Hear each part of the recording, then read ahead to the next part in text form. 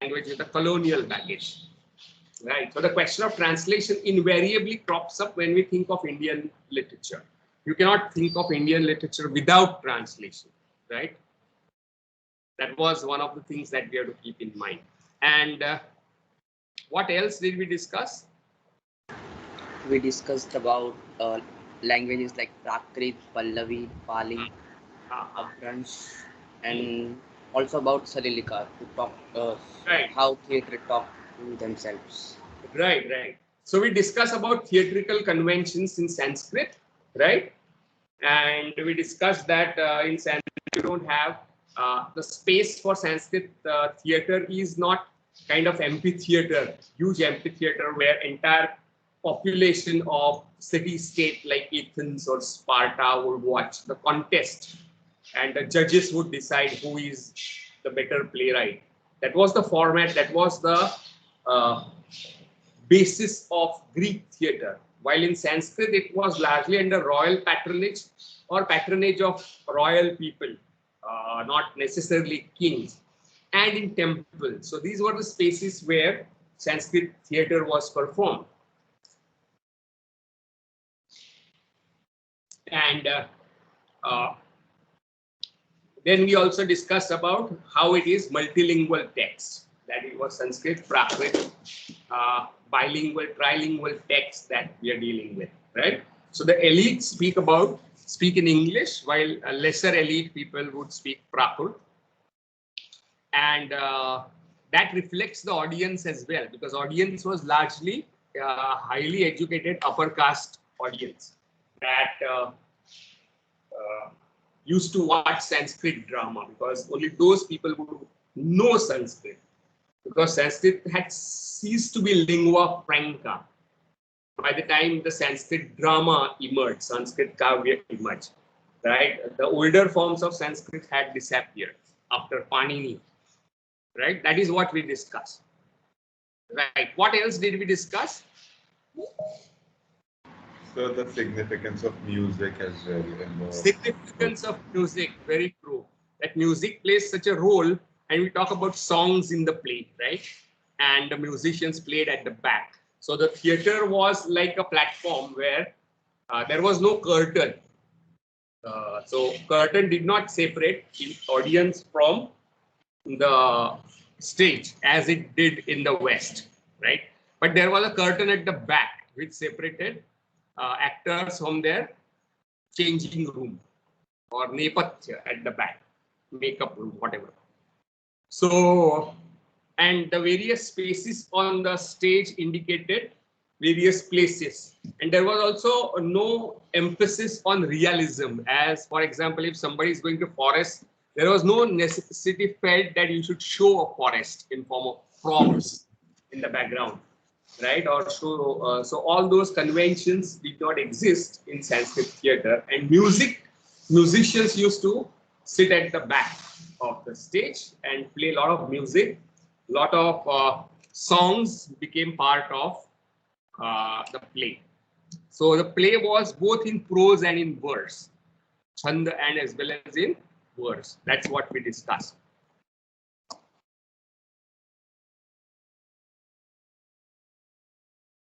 But these are not merely Salilakis, they were far more than Salilakis, because people used to have long discussions with themselves to indicate what is happening in the characters' minds, and other characters would not know, right? So that is a kind of device used to show how can people, what is going on in somebody's mind, right? So asides, Salilakis, and all those devices in Western theater were found in Indian Sanskrit theater, but also in a very exaggerated or excessive way. Okay, yes. So that was the background. What else? कोई याद आ रहा है और कुछ? problems faced in translating from Sanskrit and the structure. We talked Right. about inflections, and which brings us to the question how to study the translation. With Right. what eye we need to study. Right. So we discussed how English is different from Sanskrit, and how Sanskrit is something we have to imagine, right? Because we don't know Sanskrit. Very few of us know Sanskrit. So Sanskrit is something that is left to our imagination, and how can we imagine it is indicated by the translator, who says that Sanskrit is a very different kind of language in terms of inflections, right? English is lesser inflected language. And what did we mean by inflected? Does anyone know?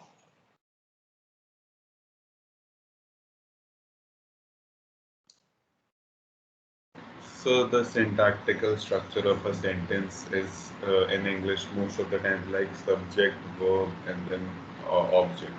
So I am going home, so the verb is in there. But in Sanskrit, the need of the verb goes there, and also, yeah, this was pretty much it.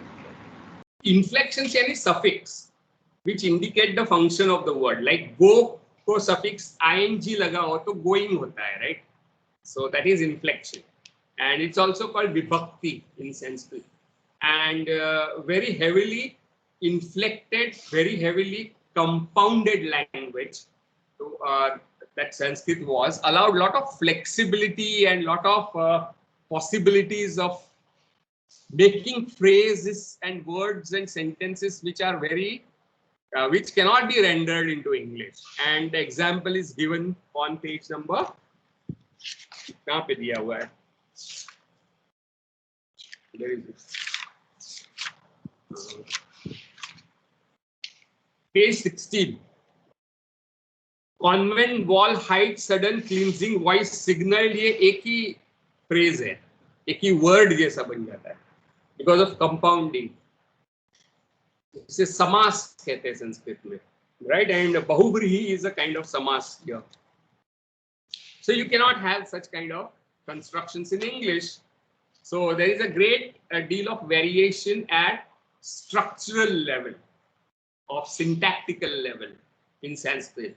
There is very great difference in the level of cultural connotations, right? For example, word dharma does not mean religion. Something that we discussed in the beginning, if you remember, right? So there is lack of equivalence at the cultural level, structural level, and also at the level of poetics, as we discussed. Because conventions of poetics yani set of conventions which make literary text literary.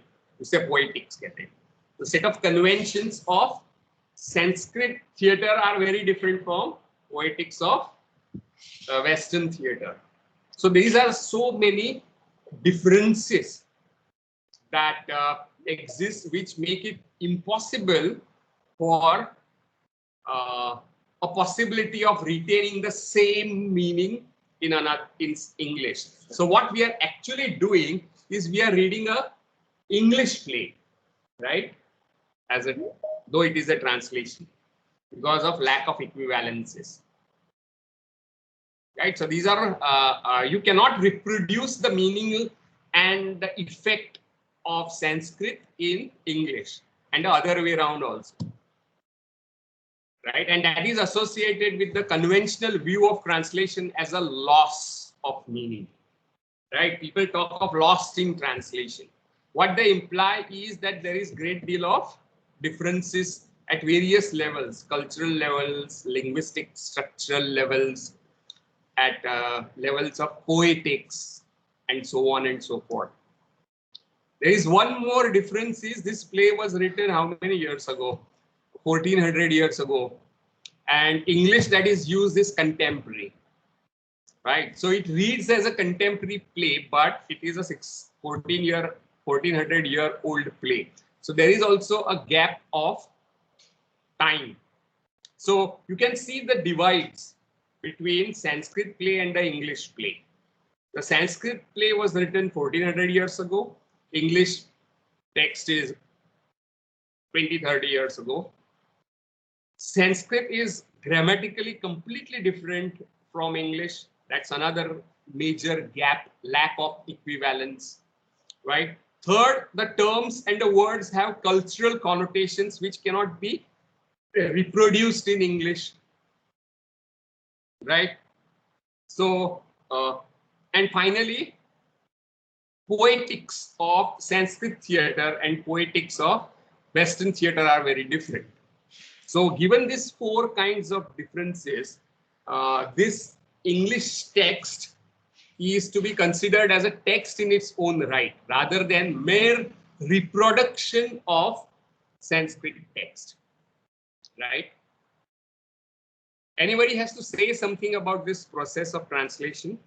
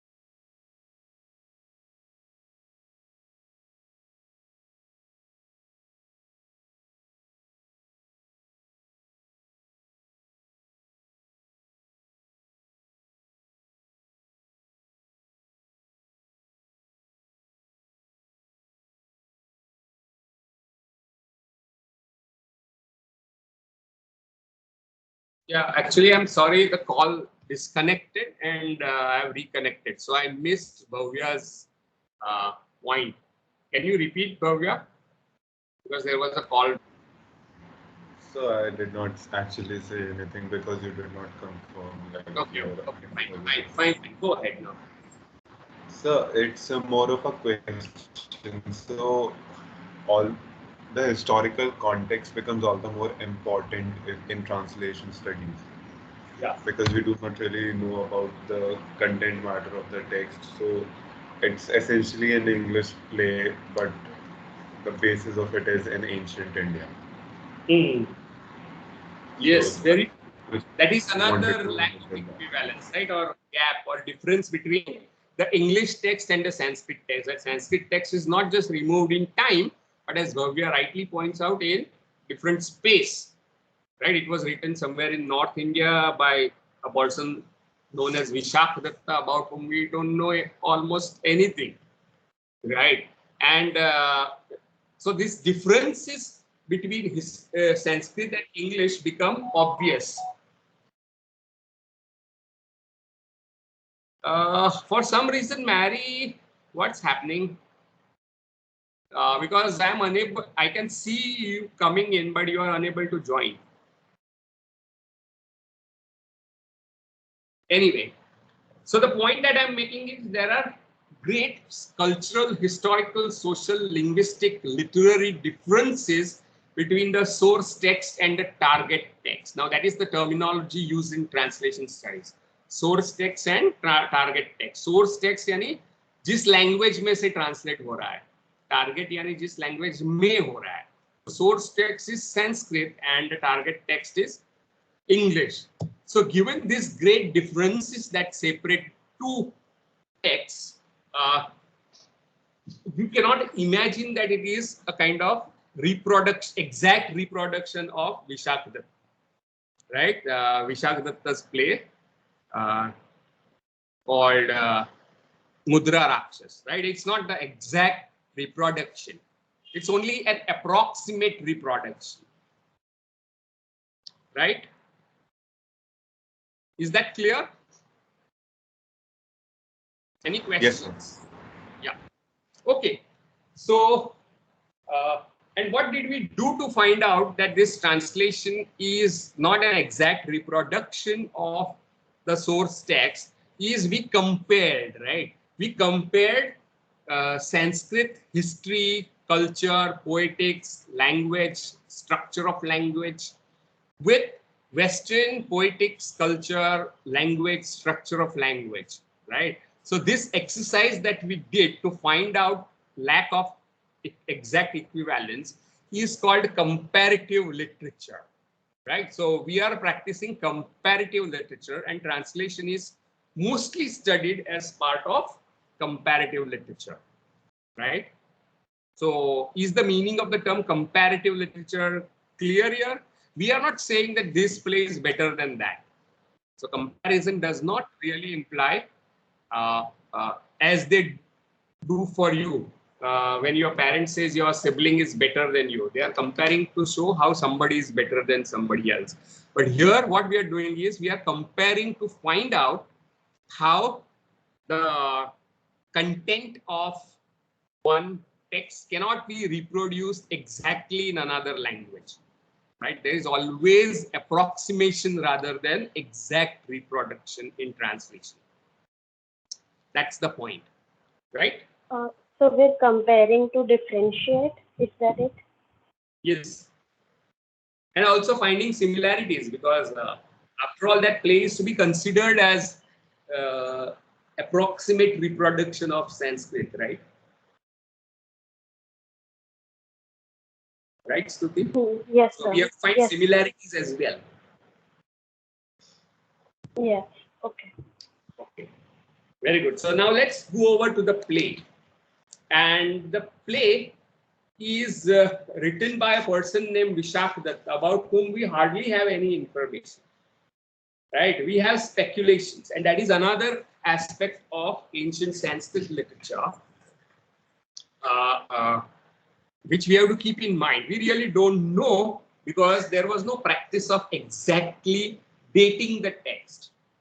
Right? The notion of history in pre-colonial India, right, was not exactly the same as our idea of history in the Western sense of the term history, right? It's not an evidence-based positivist history that we are talking about here.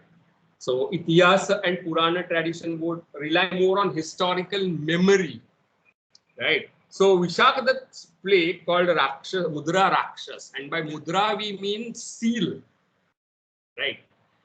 And that seal is used as the stamp under a letter or somewhere else. So the people in high offices have these seals with which you stamp, and that becomes the kind of signature of that official, right? So mudra is in that sense. And very often it was ring, signet ring that people wore at work like mudra, right? So on the letter or any official document, you would have a stamp by that seal.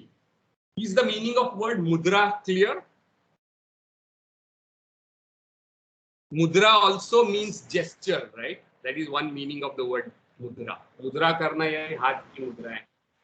That's another meaning of the term. Yes. Here it is the meaning of seal, stamp. Just like you get a letter from office and it has a stamp, which gives it authenticity. Rakshas is the name of one of the main characters in the play. And the term Rakshas also implies a demon. किसी का नाम ही राक्षस है, right? जैसे Ravan was a Rakshas, right? Asur or Rakshas. So who are Asurs, who are Rakshas, we really don't know. But Rakshasa is the name of the person, and it indicates certain negative connotations, right? But the person here that is shown is one of the protagonists of the play. He is one of the good guys in the play, but in a wrong party. Good person in the wrong party, and we have started politics again, right? Okay. And this play was written probably, according to some scholars, in the 5th century, right? That is in the time of Chandragupta II, Gupta dynasty. This was the time when the Gupta Empire was being besieged or attacked by various forces, external forces like Hunas, right?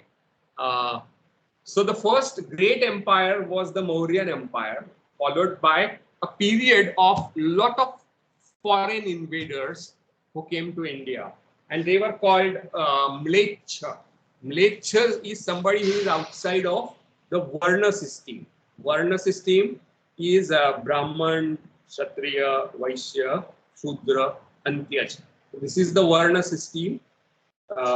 So people outside of this Varna system were called the Mlechas, barbarians. And this is happening, I think these are the Huns. You have heard of Hunas, right? In your school?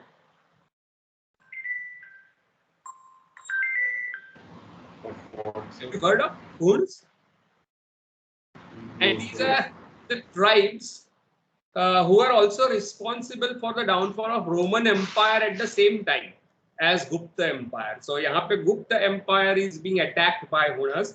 Over there, along with Hunas, you have more tribes, the Vikings, Visigoth, and all others, Germanic tribes that were attacking Rome. So this is almost happening parallelly. आसपास ही हो रहा है history में. So Greek, जैसे Roman Empire is in crisis under attack of Hannibal, at Gupta Empire is being threatened by more or less same people under Chandragupta II. And this is the time which probably, right, and that is decided on the basis of the term Avantivarman in the play being mentioned. So Avantivarman is Chandragupta II.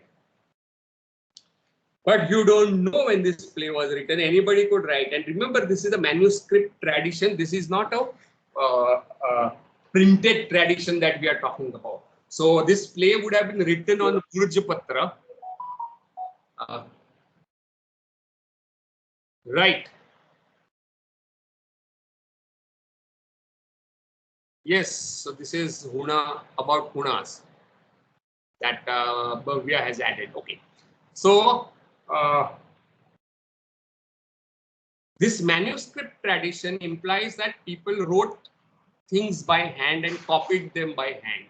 So Vishakdatta must have written it, somebody must have copied it down, right? And the manuscripts are in possession of rich people who can afford to have scribes or writers. So it is not a printing culture, right? Print culture emerges only in the 19th century after the advent of Britishers in India. But here we are dealing with manuscript tradition, and maybe we don't know if somebody may add something to it. Interpolation is a common thing. So we cannot guarantee that this play is written in this period, but we have to, maybe we can say, speculate that this play was written in 4th century somewhere in India. The theme of the play is history, but this history also is mixed with legend, right? And the historical context, historical setting of the play is something that happened 700 years ago. Right, almost 7 centuries पहले जो हुआ था उसकी कहानी 4th century में विशाखादत्त बता रहा है, right? So it's almost 700 years ago when in Magad, and I mentioned that yesterday, Magad was one of the Mahajanapadas, that is the polities that were emerging after the Vedic period. There were 16 Mahajanapadas, ऐसे कहा जाता है. And out of that, Magad becomes extremely powerful under Hayagriv dynasty of Bimbisar, and his son Ajatashatru then takes over the empire and he expands it, defeating almost everyone that you know.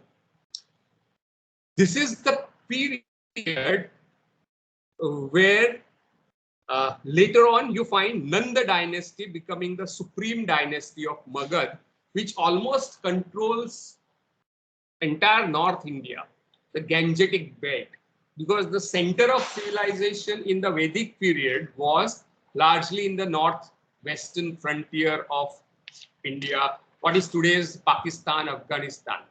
That was the Sindh, was the cradle of Vedic culture, which shifted towards Gangetic belt, right? And Hastinapur is one of the famous Mahajanapadas, and Kurus were also important Mahajanapadas of the period, and the war between Kurus and Pandavas is the theme of Mahabharata. You remember that? Do you know that? Pandav and Kaurav, and for Hastinapur, right? Yes. Remember, anybody know story of Mahabharata? Okay, so the Nanda dynasty, which rules over Magad, which is the imperial center of the North Indian subcontinent, was the dynasty of probably low caste people. That is what is being speculated. And this is the period in which Alexander arrives at the Indus, at the northwest India. And he has to confront Porus and the kingdom there, right? Which was one of the bloodiest war, resulting in defeat of Porus. Probably, we don't know. So Alexander and Porus stories you have heard, right? Have you heard these stories? Alexander and Porus? Yes, sir. There was sort of a truce as well between them. He had to give him elephants and all. Right. So Greeks came to India, northwest India, and established one of their kingdoms over there, right? And they were planning to attack Magad, but they did not attack, and Alexander went back. And while going back on his way, he died. But the Greeks, because of the kingdom in the northwest, right? And this threat becomes one of the problems for people who called themselves Mauryans, another Janpada, right? So Maurya, under the mentorship, and that is a legend part, of a person called Chanakya, Kautilya, also known as Kautilya, displace Nanda and take control over Magad, right? And establish the Mauryan dynasty. And this Mauryan dynasty fights with one of the kings of Greece, a Greek king in northwest, maybe Seleucus, yes, and because of that, the Greeks have to depart, right? So that is the historical background, and the legend has it that there was this Brahmin called Chanakya, who was one of the great political thinkers of the time, and he approaches Nanda, and this is the last Nanda is Dhanananda. So Dhananand, and he tells Dhananand that Greeks are attacking us, so we should now unite, put our acts together and fight the Greeks. But Dhananand is least interested in fighting with the Greeks because he is more interested in having a good life that kings enjoy, right? And he has no respect for learned people. So he drives Chanakya away. And Chanakya then very famously unties a knot of his choti, right? And says that he will not tie up his hair till he has defeated Dhananand and installed Chandragupta on that throne. So what follows is a political intrigue where Dhanananda is killed off, right, by Chanakya in a very indirect way. What Chanakya does is that one of the assassins that are sent to kill Chandragupta by the prime minister or the Amatya of Nandas, and that Amatya is Rakshas. So who is Rakshas? Rakshas is Amatya, or the minister, chief minister of Nandas. And after the defeat of Nandas, he tries to kill Chandragupta by sending Vishakanya. Now, Vishakanya also is a legendary story where a girl is brought up on poison and used as a weapon to kill your enemies, sent as a servant to the kings. Hold on a second.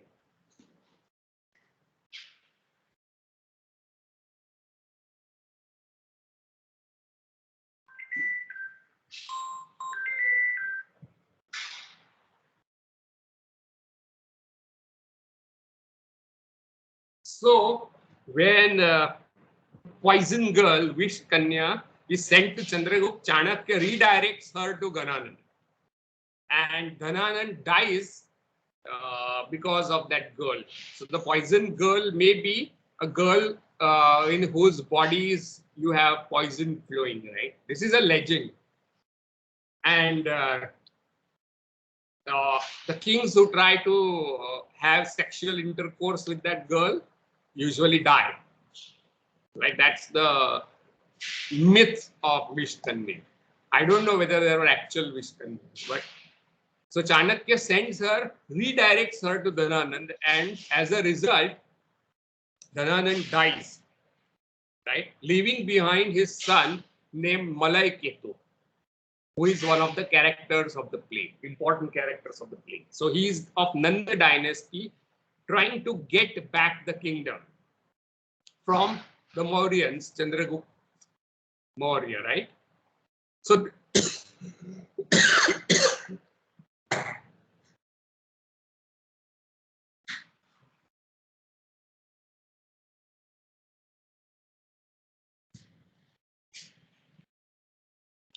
does anyone have to say anything about this legend? Have you heard of this legend? Anyone? Yes, sir. I've heard of it. Where? Stuti, where did you hear about this legend? Sir वो पहले मैं जब छोटी थी तब ऐसा एक serial आता था on this legend Chandragupta Maurya करके. क्या तो चंद्रगुप्त था ना शायद. हाँ सर एनडीटीवी इमेजिन पे आता था and I used to watch it. It was very interesting. Right. So that's how I know a little bit of the story. Right. Dharma also has seen it in the same place. Anyone else who has seen this? Yes, sir. Yeah. So what happens after that is the story of Abudra Rakshas. Now Rakshas as an Amatya is on the side of Nandas, Chanakya or Kautilya is on the side of Mauryans, who are in power, and Nandas who are being displaced, and Nandas want to come back to power. Malay Ketu wants to take revenge for his father's death, which he thinks is caused by Chanakya.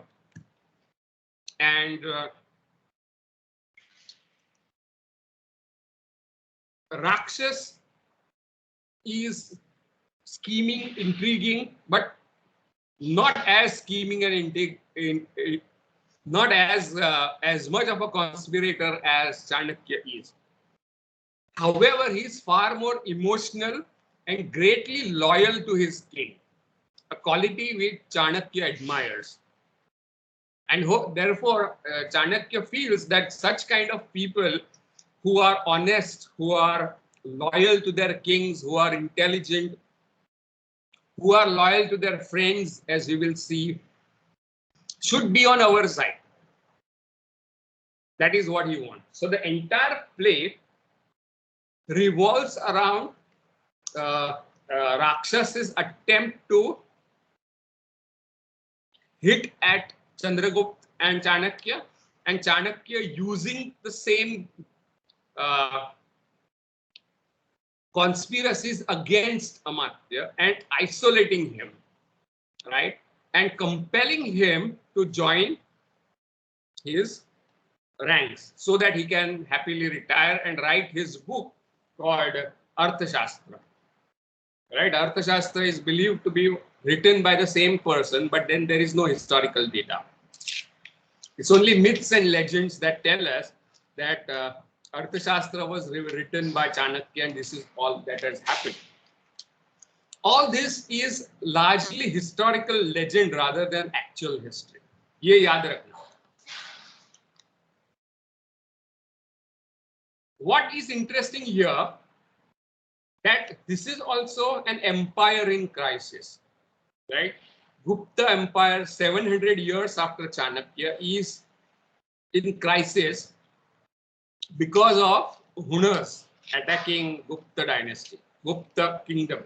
And Gupta kingdom was believed to be the golden period, into inverted quotes, of India because of lot of Sanskrit texts written, lot of art and culture developed under Guptas. And I think some of the major caves of Ellora and Ajanta were also under the Guptas, developed under Guptas. Not all, some of them, right? Because I don't know if you have seen Ajanta caves, Ellora. किसने देखा है? Ajanta और Ellora? Yes, sir. कितने लोगों ने देखा है?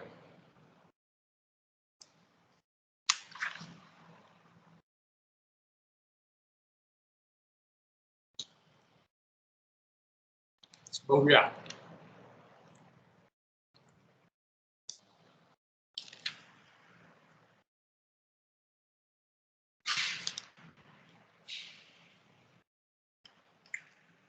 So the Gupta period also is the period of Kalidas, whom we heard about, right?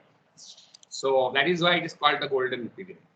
So empire in a state of crisis is what connects the contemporary context of Vishakadatta, whose only play available is Mudra Rakshas.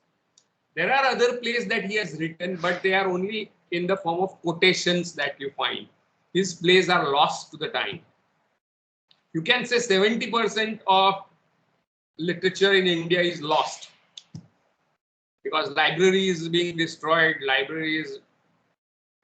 and all kind of historical processes happen.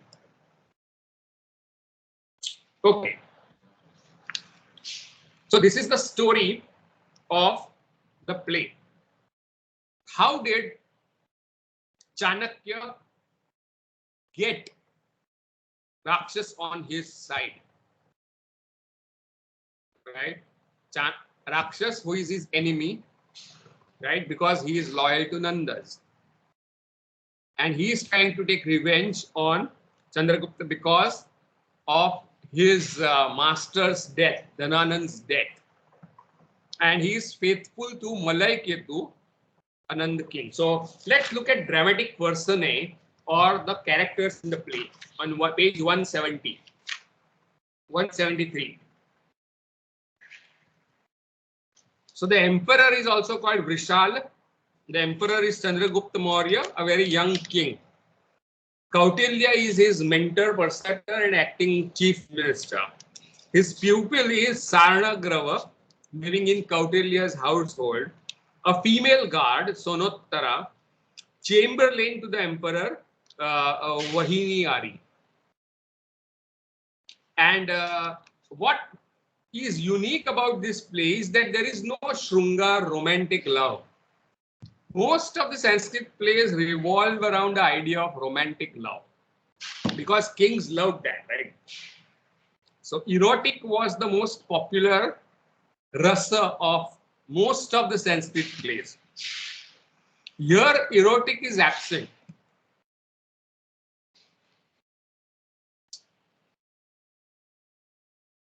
So what is the chief rasa of this play is what we'll try to figure out. It's not written.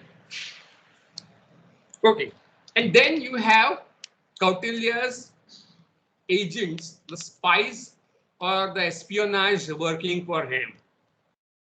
Arthashastra deals with extensively with what kind of spies should king use, right? How they should disguise themselves, how you can send them to other kings, how can you use spies to break friendship with the kings, and how to use spies to forge friendship, make allies, break enemy unity, and so on and so forth. get important information. So this is very ancient form of intelligence service, right? And you find that in Arthashastra as well. So one of the spies of Chanakya is Nipunaka, who is disguised as Yamdut.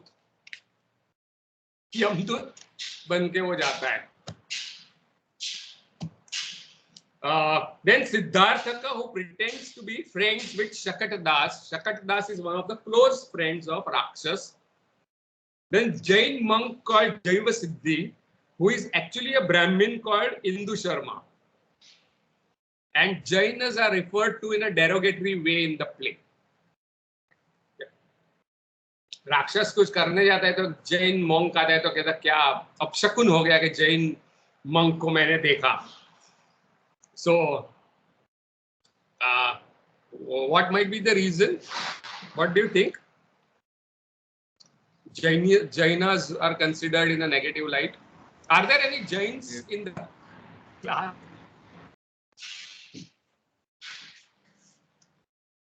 कोई जैन है? Lalita. Yes, sir. Yes. Which book am I reading? The book that was kept, Gaurav, in the group. 3 classical plays which is prescribed in the syllabus, right? जो text आपको भेजे 3 नाटक Michael काउसन के. या भव्य बोलो. So could it be because the Jains were not in the Varna system? They were outside it. That's a why. problem. Because Jainas did not accept, in theory, caste system, right? Varna system.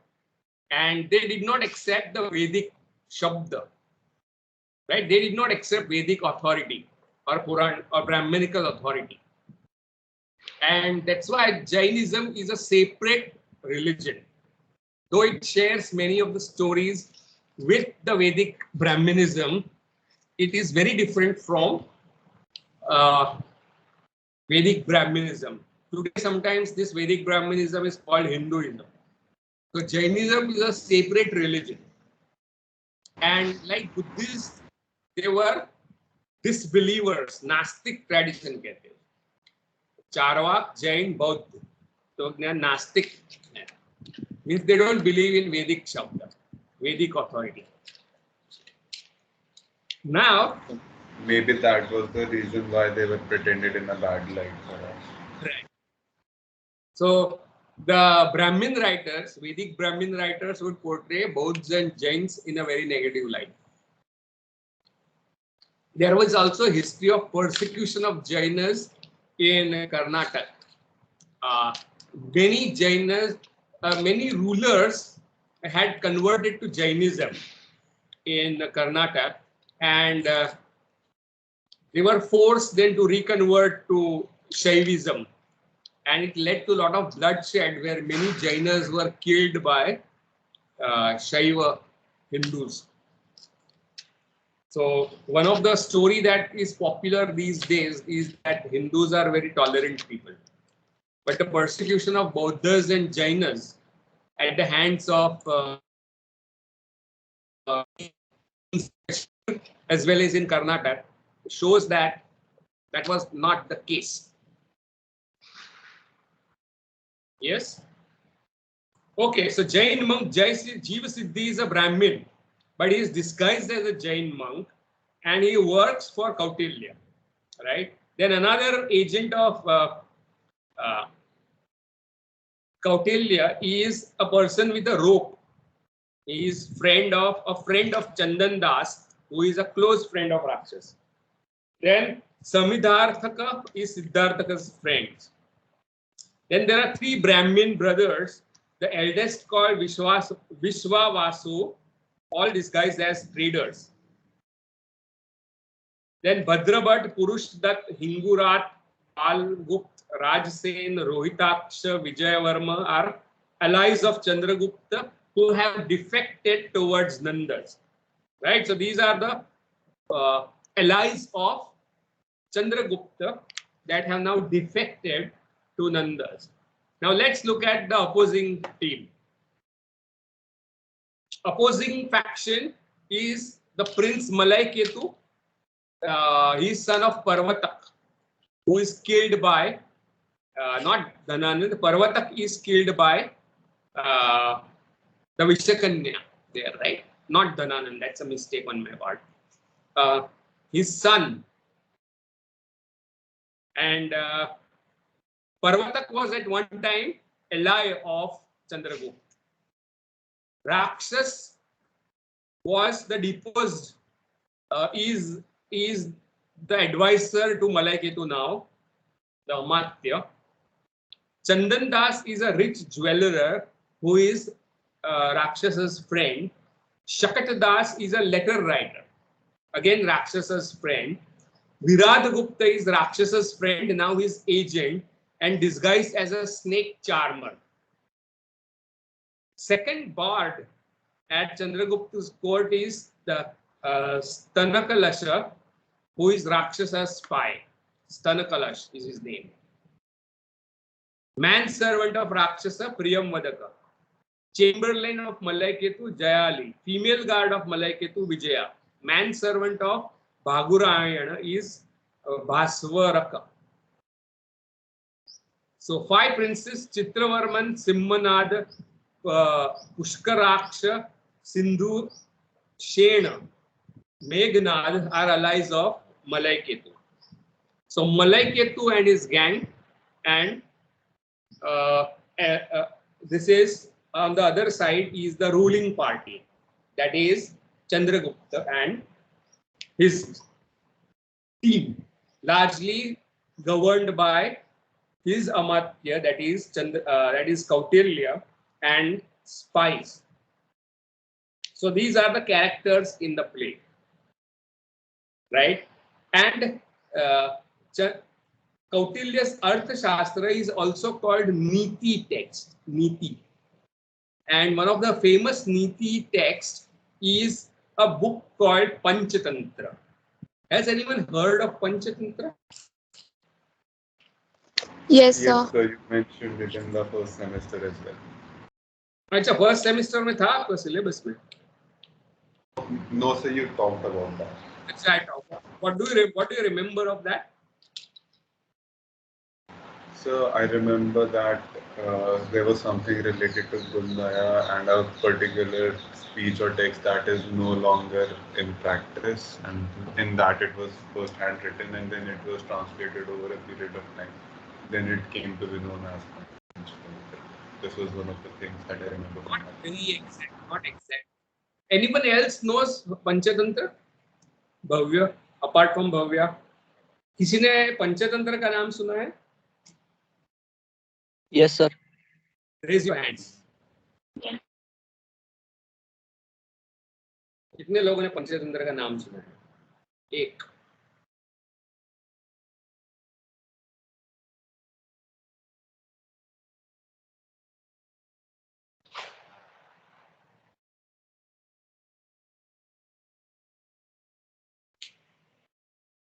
Okay, so Richa, tell me, what have you heard about Panchatantra? क्या है सुना है आपने?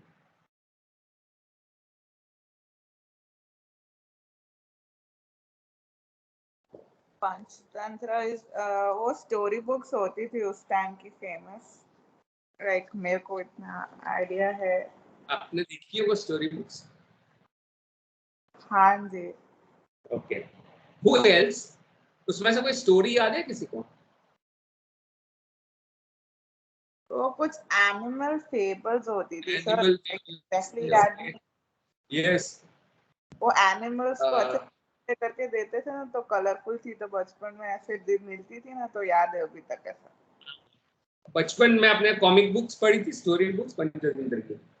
हाँ जी. Yes. Akshay, what do you know any story from Panchatantra of animal characters?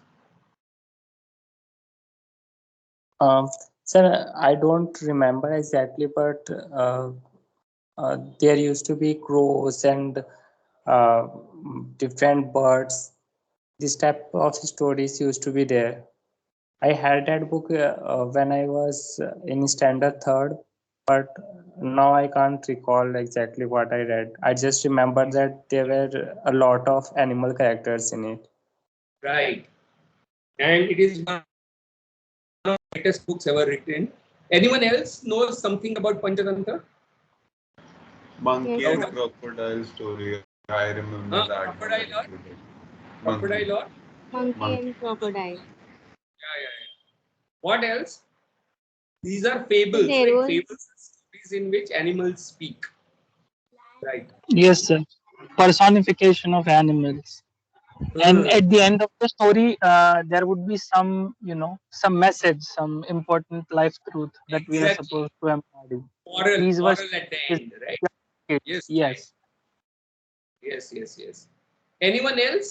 Well, here is the news for you. It is not children's stories, right? You were served Panchatantra as children's stories, but it's a political treatise like Arthashastra. Has anyone heard of this thing? It was devised, as the legend goes, that there were dumb princes, राजपुत्र, dumb राजपुत्र होते थे. कहीं पे सुना सुना लग रहा है ये सब. But these dumb princes, many teachers tried to teach them, but nobody could succeed. So the king decides that he will send this dumb princess to one of the expert teachers called Vishnu Sharma, who would teach them statecraft, how to run the kingdom properly, right? So there are 5 important sutras or 5 important morals or 5 important ideas that are at the heart of Panchatantra. That's why it is called Panchatantra, Panch Tantra. It's also called Panchopukhyana. These 5 sutras or these 5, what should I say, themes, for lack of better word, are how to win allies, how to break friendships, how to win friends and influence people. ये तो आपने सुना होगा. But how to break friendships is also one of very important lessons of Panchatantra. It is also about Mitra Bhed, right? It is about various ways to retain your power. So kings know how to retain friends, how to make allies, how to break unity of the enemies. That is what Panchatantra teaches us. Power kaise sambalna hai. Did you know about this? So these are not children's stories. Some of them are explicit and not actually. What you get in comic books or story books is a diluted form of Panchatantra. Children special kiya gaya. I will tell you one very famous story is the monkey and the wedge. Pehli story hai shayad. You know this story? Monkey and the wedge. Does anyone know this story? Maitri. Same goes for Grimm Brothers, yeah. But Grimm Brothers are folk tales collected for a kind of nationalistic reasons to show how authentic German culture is preserved by people of Germany as against industrialized modernity. Right? That is the idea behind Grimm's fairy tales. But this is a treatise, a textbook to teach dumb princes how to stay in power and control people. So much for the belief that Indians are spiritual, right? So this political treatise, this is the story. I don't know. Monkey and the wedge. So there was a troop of monkeys, and there was a young monkey, right? And in the forest, while going from one place to another, they end up in the carpenter's village. where carpenters would have cut many trees, many trunks, and they would put a wedge between the trunk which is half open. You know what is a wedge, right? तो वो trunk तोड़ते हैं और बीच में एक डाल देते हैं वेज, तो वो फिर से ज्वाइन ना हो इसमें. You know this is a wedge, right? WEDGE. So there are many places where trunks are kept as cut open and wedges, and with wedges inside them, and the carpenters have gone home to sleep or have food. कहता है इसकी पूछ दब जाती है, but let me tell you the real story. दिव्यांग, ये तो बच्चों की कहानी गई, मैं असली कहानी कहता हूँ. Young monkey is told that you should not touch anything. You should not fiddle around, fidget with anything. And it's a human nature that human beings usually do exactly opposite as they are told.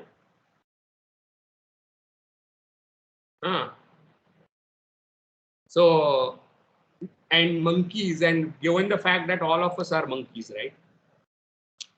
We do the same thing. We do what is not told, which we are told not to do. Like the great apple, which is forbidden by God, मत खाओ. तो पहले जाके इंसान खाता है, क्योंकि इंसान भी तो वही बंदर है ना. So this young monkey goes and pulls out his wedge in a trunk, and suddenly, with a class, his genital organs, right, are trapped in that trunk. Male monkey की sexual organ उसमें अटक जाती है और वो खून निकल के मर जाता है. That's the story. And the moral of the story is that think twice before what you do politically. जो आपको ना कहा गया है पॉलिटिक्स में डेंजरस है, तो वो मत कीजिए. That is the lesson in politics. And when people do because they have been told no, this is what can happen. Now the children's story goes that his tail was stuck in the wedge, right? But the real Panchatantra में क्या है? Sexual organ है. So what do you learn from this story? The real version of Panchatantra. Yes, Gaurav.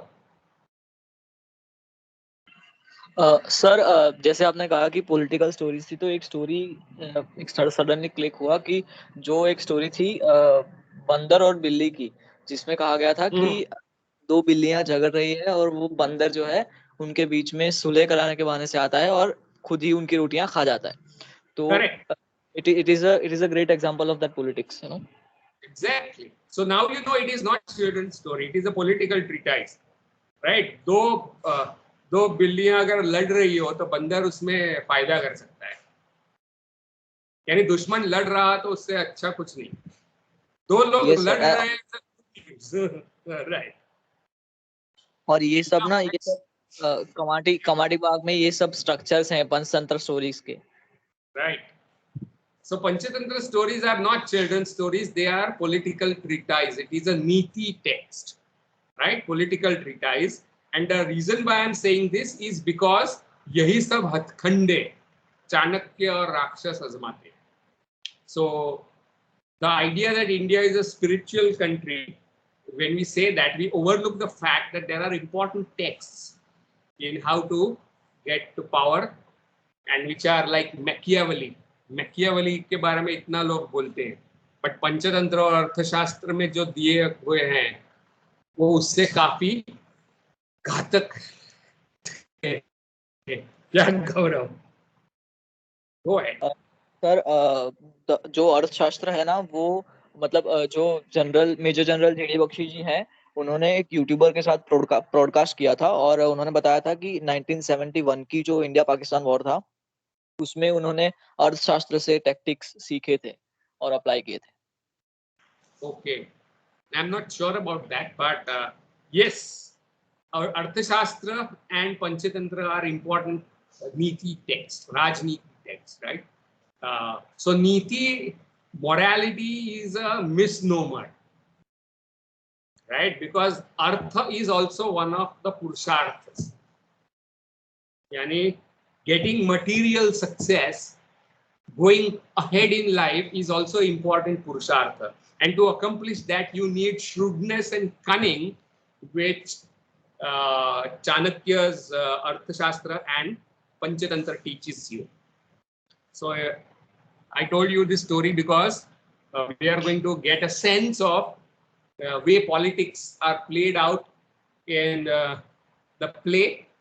But more importantly, you will see that it's not very different from what people do today, right? And it's a different notion of India that seems to be emerging, not the India of Ved and Upanishad and Brahma and Atma, but Vishkanya and conspiracy and intrigues. How to create disputes when there are none, right? How to fake disputes. कैसे झूठ मूठ की लड़ाई करें. Politics में झूठ मूठ की लड़ाई भी काफी इंपॉर्टेंट होती है ना? And all this is 1500 years before Ekta Kapoor arrived. So we are going to stop over here. Anything that you have to ask? We'll start reading the play next time. And what we'll do, we'll divide the characters of each scene, and we can have a reading of the first act at least. Right? Important portions of the play will have a reading in the class. So you just go over this and also look at how you will read it, right? So say for example, one person will be the director, जिसे सूत्रधार कहते हैं. Somebody will be an actress, somebody will be Kautilya. So that person will read Kautilya's line. Other person will read his pupil's line. Somebody will read other lines, right? The spy's line or whatever. That's how we'll have a reading of the play. Done?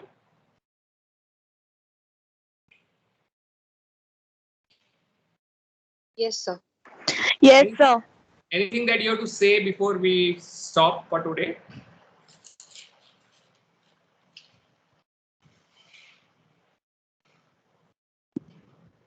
So maybe you should grow up and stop treating Panchatantra as a children's text, right? Now you have to take a grown-up's view of Panchatantra. Interestingly, one of the stories of Panchatantra is found in Chaucer's Canterbury Tales. सुना है Canterbury Tales? Yes, sir. Yes, sir. उसमें एक rooster की कहानी आती है जो पंचतंत्र से आई हुई है. तो वहां पे कैसे चली? फॉक्स वाली जो स्टोरी है वही ना? I think so. Fox and the Rooster. I can't Yes, remember that. yes, yes, yes. Yeah, Bhavya, you have to say something. Yes. Yes, I'm looking Oh, for no, yeah. Happy or sad? Okay. some melancholic would be nice. It would rhyme with my last name as well. I'm just kidding. Just pulling your leg. Okay. Malik, Bhavya, or Happy? Bolo. So, in this introduction only, there was this particular page. I'm looking for it, and there were these lines mentioned, and if you could expound upon them a little bit, it would be good. When in I do not remember the page. I've taken the screenshot. I'll just say like what it is. When in Act 11 of Malti and Madhava, Madhav is overcome with grief. Yes, that elephant one, where the lover is symbolized like that elephant. As in the West, the season of spring is believed to inflame amorous feeling, but when lovers grow tormented by the intensity of their passion and their doubts as to its being reciprocated, they attain a state of such hypersensitivity that even the cool rays of the moon can burn them like fire. However, the pallor and emaciation brought on by love fever are felt to heighten their physical attractiveness. Just after this, they talk about the idea of female beauty being extremely shapeless. Yes. So, what I wanted to know is like if we talk about one of the rasas being that derives sexual pleasure out of things. So what was the idea behind that? Because if the idea of female beauty is not synchronized with the Western one, which I think Yeah. every single person on this planet would kind of see, Yes. especially those who Yes. kind of know about that.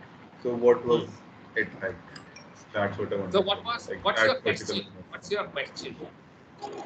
So like Okay. What when we he's talk saying on about page 20 and 21 is that the depiction of erotic love, right, in the West and in Sanskrit is very different, right? It is kind of overdone in Sanskrit compared to the West, right? Rains आते हैं तो even चांद का जो light होता है उससे जल जाते हैं kind of things, right? उसे अतिशयोक्ति भी कहते हैं. अतिशयोक्ति is a figure of speech, right? Hyperbole. Now that is exaggerated and stereotyped depiction of erotic love in Sanskrit, and same can be said about the feminine beauty. Page 21, top paragraph. The waist must be slim and the breast youthfully firm. But if these conditions are met, every pound of flesh on breast and hip augment a woman's attraction. For this reason, we are told that her breasts are too heavy for her slender waist to bear, or that she walks, the exertion of moving her bulky hips causes her to break out in fine sweat and so on and so forth. And there are also a depiction of, like, say for example, even Sita is shown as walking with an elephant gait. Hathni jaisi chal. Now, this would actually give sleepless nights to Western audience. But all this stereotypical, conventional, sexist, by today's standards, depiction of women is part and parcel of Sanskrit poetics, right? That is what he's saying. So he's saying it's not just conventions of theater, but conventions of things like love and feminine beauty are very different from the West and in Sanskrit, which creates problems for the Western audience to access this place. So if you have seen older sculptures of women in India on Konark or Khajuraho or wherever, temples, you will find it very unrealistic, right? Because that is the way woman's beauty was imagined rather than being actually so. And that was very stereotyped, right? And a good example of this is something called Nayak Nayika Bhed. Is something that you may want to look at. And there is an essay by Krishnamurti in the book on Indian aesthetics that I've given you. You can look up that and look at Nayak Nayika Bhed, or how women are represented in Sanskrit plays. It should be extremely sexist and objectification of feminine body is one of the stereotypes of Sanskrit plays. Anything anyone wants to say about this?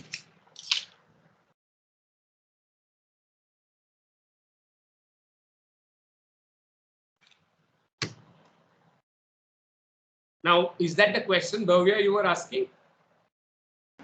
yes, it's on the lines, and I've always thought about these particular things and how the culture has shifted. I think it happened after the British came in this country that people just made things that have plenty of things that were not actually that way before. That there's also a growing notion of that, like the Indian culture was a bit more different than how we see, how we perceive it as of now. So that's also something to Which think also about. points out that how the notions of beauty are cultural and historical constructs, right? Very often patriarchal constructs, and rather than being realities, right? Very famously, Marilyn Monroe has said that if anyone looked like, nobody looks like Marilyn Monroe, including herself. As a statement there. I don't know if you are aware of it. You heard of Marilyn Monroe? Yes. So she said that if there is nobody who looks like Marilyn Monroe, not even herself, right? So the notions of beauty are deeply patriarchal and social and cultural constructs, and they change with time and space. And sir, I also wanted to kind of ask about Manusmriti, and it's a highly controversial text by today's standards. And once again, I've only heard floating quotes from it and saying what people have perceived out of it. But there was also trepidation against the lower varnas, the Shudras, and protection of the upper caste like the Brahmins and the Kshatriyas. So, what I kind of wanted to know is, did this also happen during the period the play was set in? Was Manu, did Manu have an influence around the time when this play was set in, or Manusmriti maybe was, I think, constructed in the Gupta period, right? 45. And it is a Smriti text in the sense that it is a Shastra, Dharma Shastra, which means it's about norms of what is Dharma and what is Adharma. And it became a kind of canonical authoritative text for centuries. And it is about upholding the Varna system and patriarchy. And when it comes to enforcing dharma, when somebody has stolen money, then there would be less punishment for the upper caste and severe punishment for the Shudras and the lower caste. So there would be an unequal distribution of punishments, and there would be a lot of concessions given to upper castes. Savarna, right? First three varnas. So it is the text which actually enforces the rigid Varna system on the society. So it became extremely oppressive, right? When it was followed in spirit and the letter. So in 20th century, you have people like Ambedkar who would burn Manusmriti, right? That was a symbol of defiance of Manusmriti kind of hierarchic notion of society which is imposed on people. And it was extremely sexist too, right? Patriarchal and sexist and casteist. So what is it that you want to know? Best thing is to read it. Online मिलेगा आपको texts. So उसका भी translation पढ़ना पड़ेगा. बहुत सारा translation है. पहला तो शायद विलियम जोन्स ने ही किया था, because he was looking for a law book for Hindus. Because in Islam you have a law book which is ready-made in form of Sharia. So when British started ruling India, they were looking for law books to rule Hindus. He was a judge, William Jones, in the beginning of 18th century. And he thought that Manusmriti was a good text to rule over Hindus, right? So colonizers used Manusmriti for ruling over Hindus. So it was translated several times into English. Any other question?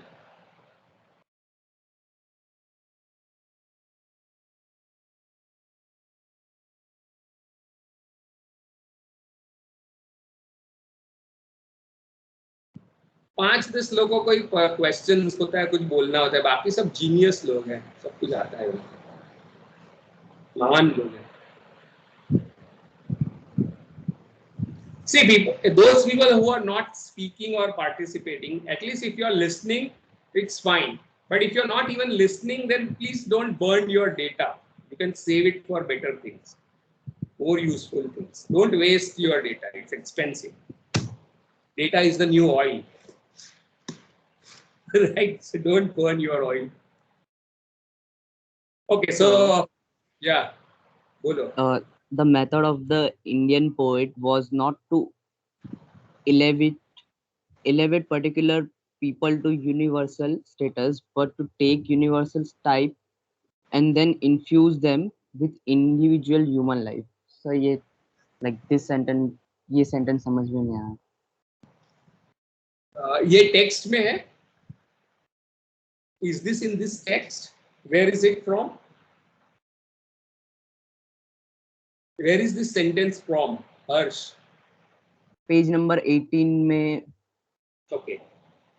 Okay. last line. See, in the Western metaphysics, especially in Aristotle, right? He talks about universals. And what do you mean by universal? Is this object in front of you is a pen, right? So the idea of pen, which is universal, and this object fits into universal. That's how you understand this is a pen. Plato said that these universals are actually only ideals. This pen is an imperfect pen. The universal pen exists in your mind as ideal. And Aristotle says, no, this exists out here, the universal as well as particular. Right? And Aristotle says that this pen in front of you, what you can feel and touch, is the primary substance. And the universal idea of pen, which exists along with this, is called secondary substance or the universal. And he goes on to say that poetry is much more authentic or better than history, because history deals with particulars and poetry deals with universals. That is Aristotle's theory of poetry. In Indian case, you don't find such debates between the universal and the particular like Aristotle and Plato. Right? So universalization, the process of universalization is the process of abstraction or depersonalization, something that we have discussed, and it is called sadharinikarana, right? So how does my experience of fear turns into something that you can experience, right? That is possible only through certain modes by which my specific fear turns into universal fear, through sadharikarana. And so that you also experience that fear, right? And when you experience that fear, it is called rasa. Bhava is converted into rasa through sadharikarana, right? So what is being said in the sentence is a comparative statement between Western and Sanskrit metaphysics. So what happens, that depiction of emotions in Sanskrit plays is very abstract and depersonalized, very conventionalized rather than individualized, right? So the symptoms of love that Ram would have for Sita would be same as symptoms of love that Vasudetta has for her beloved, and so on and so forth. So we are talking about certain modes of representation which are stereotypical in Sanskrit poetry, like the moon which burns you, right? The lovers, because they are so sensitive. This kind of cliched descriptions are the universals which connect to the actual characters. I hope I have given you some clarity, because this is a complicated question, right? So unlike Aristotle, who says that specific is made universal in literature, in Sanskrit poetry, a conventionalized, cliched emotion is connected with individual characters. Does that make any sense? Have I helped you to understand it? Yes, sir.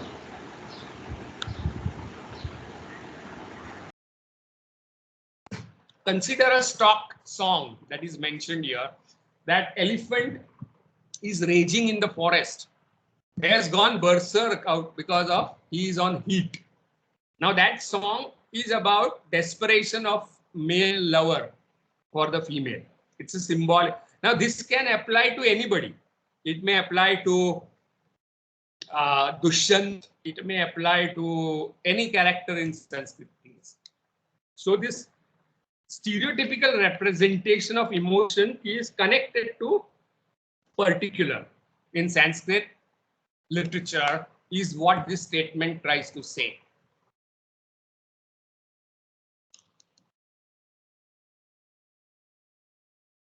Harsh. Yes, sir. I got that point. Like, And we will discuss that when we look at the play. Where are those stereotypical descriptions, conventional representations of emotions? Yes. So cliche is seen as a good thing in Sanskrit now. इसलिए Hindi film में भी बहुत cliché होती है ना, कितने लोगों को लगता है?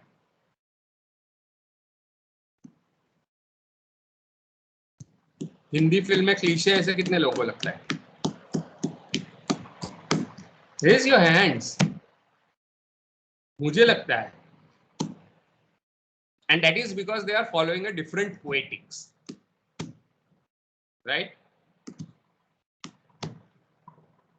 That's why songs they are there. Songs which deal with moods and feelings. Now, any character can sing that song in the film.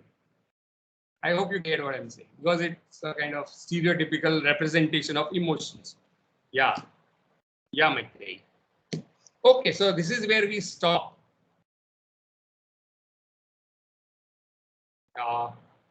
So have a good day. Take care.